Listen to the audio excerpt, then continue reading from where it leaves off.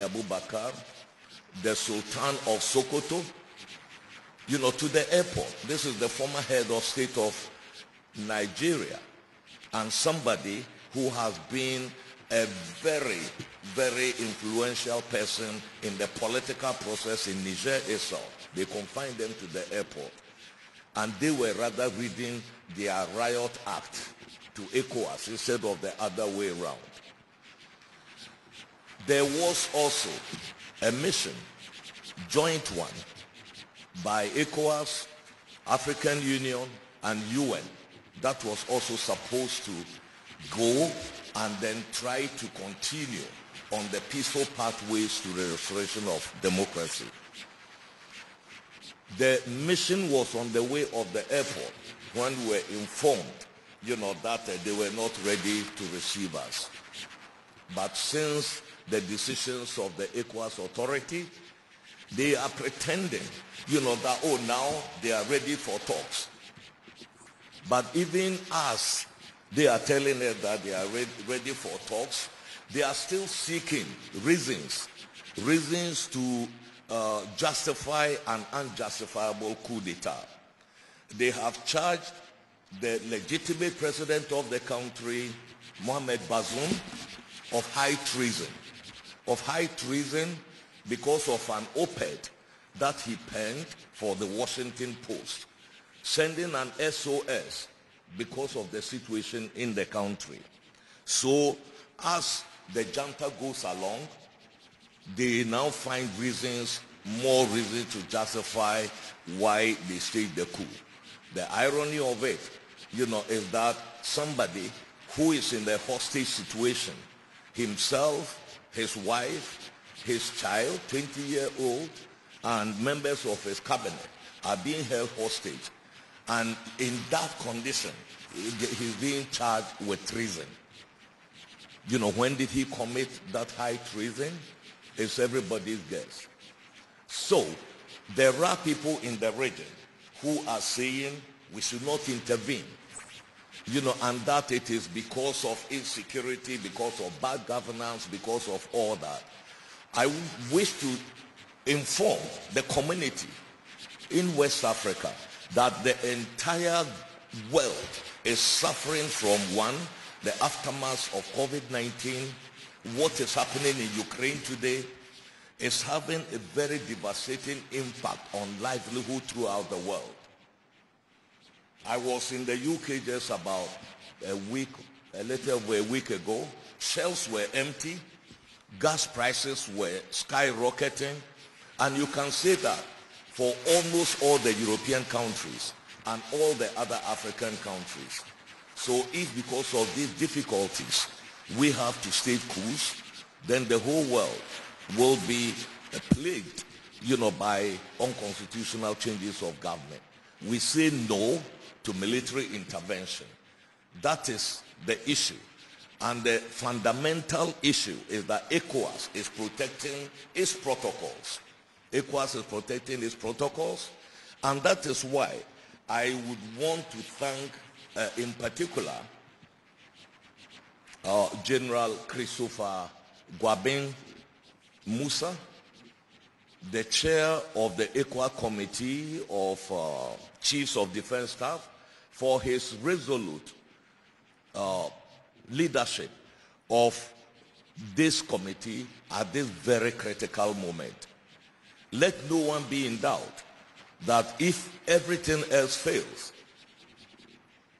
the valiant forces of West Africa, both the military and the civilian components, are ready to answer to the call of duty. Your valiance has been demonstrated time and time again. In the 1990s in Liberia, in Sierra Leone, in Cote d'Ivoire, in Guinea-Bissau, and recently in Guinea-Bissau again, and in 2016 in the Gambia. Ironically, when ECOWAS deployed the standby force to the Gambia to make sure that a president who had lost elections vacated the presidency, nobody made noise. Today, they are saying, why are you intervening in Niger? So serious interests are at stake here. But that is not going to divert ECOWAS attention. We just want to tell them that and inform them about the resolve of the ECOWAS heads of state and government to make sure that by all means available, constitutional order will be restored in the country. And this meeting today bears testimony to that. This meeting is a continuation of the planning meeting that took place on the 2nd to the 4th, of August, where the concept of operation, the logistics requirement, financial requirement, timing, and all other factors around the possible intervention were worked out by the chiefs of defense staff. And people are telling us, where are we going to get the resources? So ECOWAS is being teleguided by the West. It is being teleguided by France. It is being teleguided by anybody. But what they forget is that ECOWAS is a rules-based organization. We have our protocols, we have our norms, and we are ready to protect them. That's why the heads of state are saying, if push comes to shove, we are going into Niger with our own contingent-owned equipment. We are going with our own resources and to make sure that we restore constitutional order. If other democracy-loving partners want to support us, they are welcome. But we are not going begging, cap in hand, before we do what is right for the region. So this is the determination that I want to put across here as we meet today, to fine-tune and then also to plan about the timing, about all that. Meanwhile, we are still giving diplomacy a chance. The ball is in the court of the junta, the CNSP, in Niger. If they pull back from the brink, the military option will not be necessary. But we want to warn them that all options are on the table and no option is off the table. So a word to the wise is enough. I thank you all for your attention, and I wish all of us very fruitful deliberations. Thank you very much.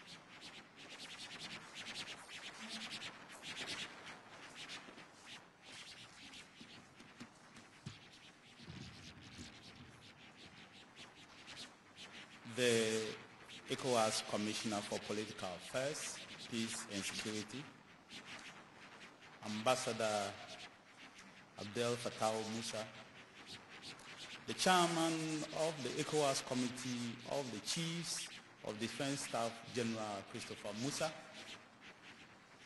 the Chief of Defense Staff of the Ghana Armed Forces, Vice Admiral Seth Amama, the Chiefs of the Defense Staff of ECOWAS, present here, the Special Representative of the ECOWAS Committee in Accra, the Chief of Staff of the ECOWAS Standby Force, Brigadier General Mukhtar Diop, distinguished generals present, as well as officers present,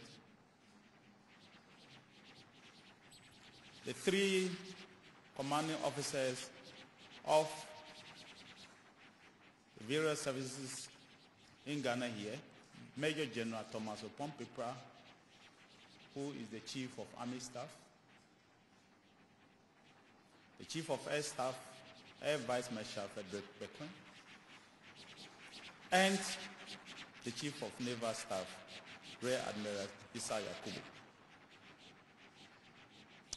On behalf of the President of the Republic and Commander-in-Chief of the Ghana Armed Forces, President Nana Addo Dankwa Akufo-Addo, the government and people of Ghana, let me say that I'm extremely glad to be invited here at the extraordinary meeting of the ECOWAS Committee of Chiefs of Defense Staff to speak to you on a very important matter such as this. My dear generals, officers, our nation, our various nations, that is our sub-region ECOWAS, again is facing crisis that we thought over the last 15 years had disappeared. When all 15 members of the ECOWAS countries had chosen the path of democracy and had civilian governments, ECOWAS became the toast of the international community and the investor wealth. Remember that in Africa, our region in the past had been developed by coup d'etats and military takeovers, whilst other regions did not have same. The southern and eastern countries had relatively been very peaceful, and whilst we were creating issues for ourselves, they were busily, ladies and gentlemen, attracting investments. The result is that our people were there for the West. But today, our nations within West Africa are sliding again into the era that we thought would never come. That is why it is clear to all of us that the security of the sub-region is going through one of the most difficult moments after the challenges in the 60s, the 70s, and particularly the 90s, when rebel incursions destabilized parts of the West African sub-region. And in recent times, the scourge of terrorist armed groups and violent extremist groups have rocked the Sahel region of West Africa. As stated already, the populations of these countries have been affected by these activities, and the people are paying heavy price. Loss of human lives, deterioration of critical infrastructure, school dropouts are abandoned, lingering humanitarian crisis, and states are gradually losing large tracts of their territory to these unfortunate incidents. Who now control and carry out various criminal activities and continue to conduct illicit cross-border trafficking. ECOWAS can only be weaker by these acts. Unfortunately, ladies and gentlemen, as you are all aware, 4 of our member states are now facing sanctions for resorting to unconstitutional change of government, which contradicts the ECOWAS protocol on good governance and democracy. It will be recalled that following the extraordinary summit of the Authority of Heads of State and Government of the ECOWAS in Abuja, Nigeria, on the 10th of August 2023, convened scurrial to the recent illegal detention of President Mohamed Bazoum by members of the Presidential Guard in the Republic of Niger on July 26, 2023, ECOWAS deployed all diplomatic efforts to resolve the crisis. But as already stated, The head of the military junta in Niger remained defiant after the expiration of the one-week ultimatum given for the restoration of constitutional order in Niger. Ladies and gentlemen, during the last extraordinary meeting of the ECOWAS heads of state and government on the political situation in Niger, which was held on the 10th of August in Abuja, our heads of state and government directed the Committee of Chiefs of Defense Staff to immediately activate the ECOWAS standby force with all its elements for the deployment to restore constitutional order in the Republic of Niger.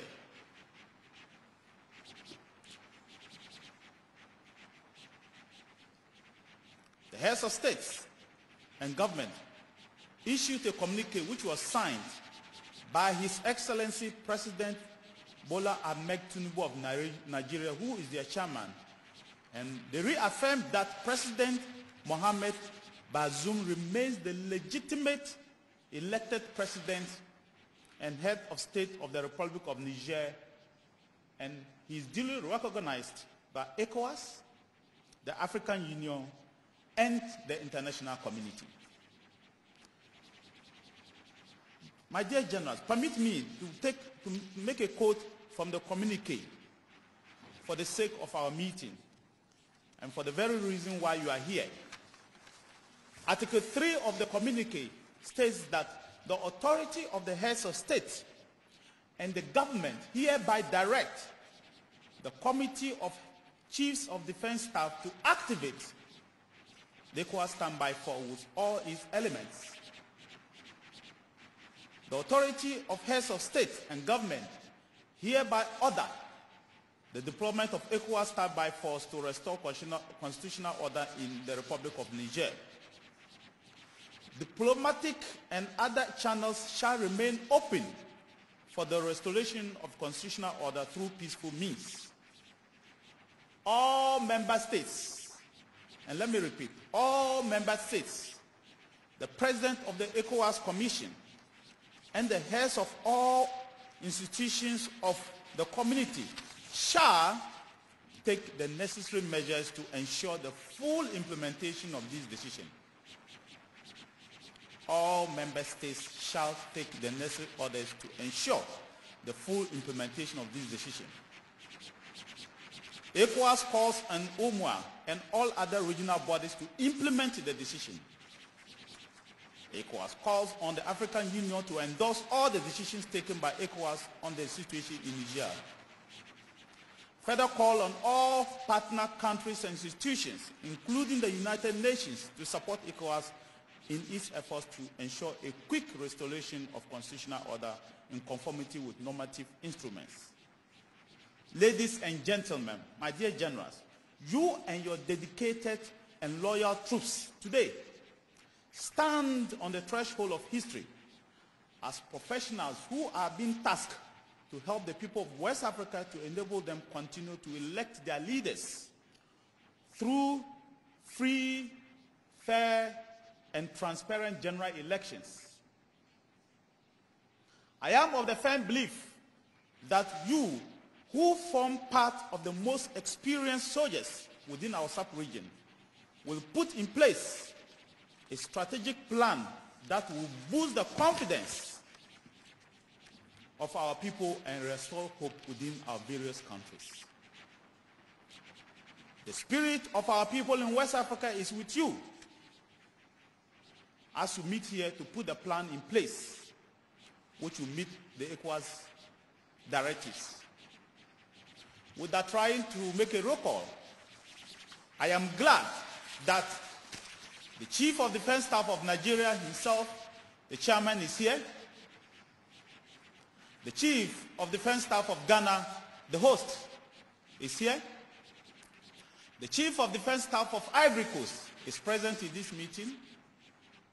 The Chief of Defense Staff of Senegal is present in this meeting.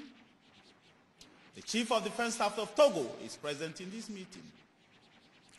The Chief of Defense Staff of Benin is present in this meeting. The Chief of Defense Staff of Liberia is present in this meeting. The Chief of Defense Staff of Sierra Leone is present in this meeting. And the Chief of Defense Staff of Gambia is present in this meeting.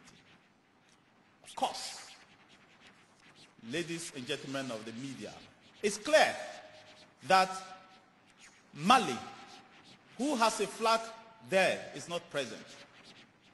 Guinea is not present. Niger is not present. And Burkina Faso is not present. These are the countries I mentioned were under sanctions and have been suspended. That is the reason they are not present. Of course, our brothers from Guinea-Bissau and Cape Verde have genuine excuses why they are not there. They are not here.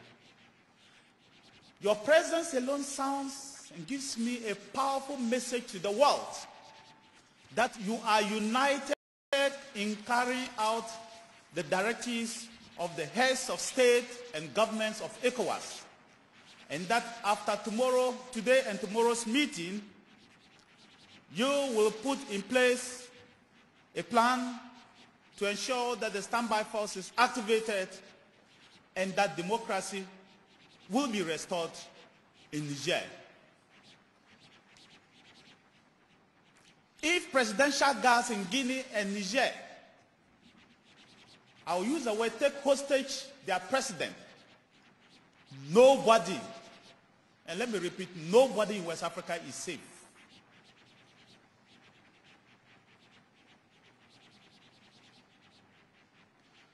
That is why I urge you to continue to be loyal to your heads of states. I urge you to continue to be loyal to ECOWAS directives and to give effect that the days that coup d'etats enjoy the support of our people are over. Yes, in democracy, people will agree to disagree. But the vast majority of our people in West Africa are with you. The vast majority of our people in West Africa do not want to be under the difficulties that we are facing today. You have the right, as men in uniform, to ask your governments for what you will need to be able to defend your nations. You have the right to ask your governments to give you the tools to defend the territorial integrities of your nations, to ensure that your nations remain peaceful. You have the right to ensure that your people choose your leaders in a free and fair manner.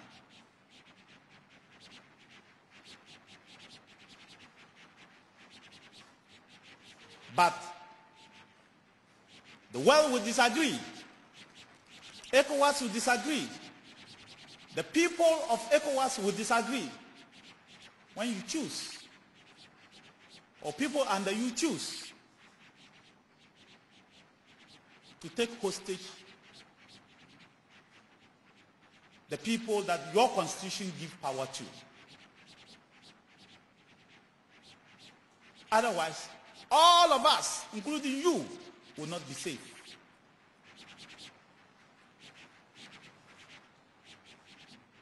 Mr. Chairman, ladies and gentlemen, I am very optimistic that between today and tomorrow, all of you will put your rich experiences together to be able to activate the ECOWAS standby force to enable you to respond adequately and swiftly to the demands placed on you by our heads of state. You did it in Liberia. You did it in Sierra Leone. You did it in the Gambia. You did it in the Guinea-Bissau. Of course, to some extent, the world did it in Côte d'Ivoire. And I believe that after Niger, ECOWAS and the world will see that West Africa is back to normal and our people will begin to enjoy the life that they deserve.